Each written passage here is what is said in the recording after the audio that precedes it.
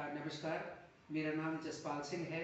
मेरे साथ मेरा बेटा है जिसका नाम है Gagandeep. Gagandeep is suffering with schizophrenia. जब काफ़ी यंग था, 15 ईयर्स एज के, मेडिसिन वगैरह ले रहा है, अभी क्वाइट स्टेबल है। हम लोग इलेक्ट्रॉनिक सिटी में रहते हैं, वो एक रेस्टोरेंट में काम करता है। Koramangala daily up and down करता है बस में। कुछ चीज़ें जैसे इसको भूल जाते हैं तो वो जो है रिमेंबर करने की कोशिश करता है। जैसे रेस्टोरेंट में इसका कुछ रूटीन है जो कि इसको डेली करना होता है, तो वो उसने लिख के रखा है क्या क्या उसको करना है।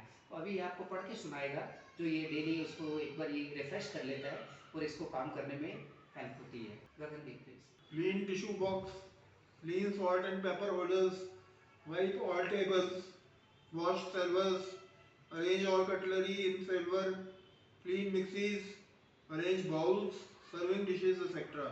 Thank you.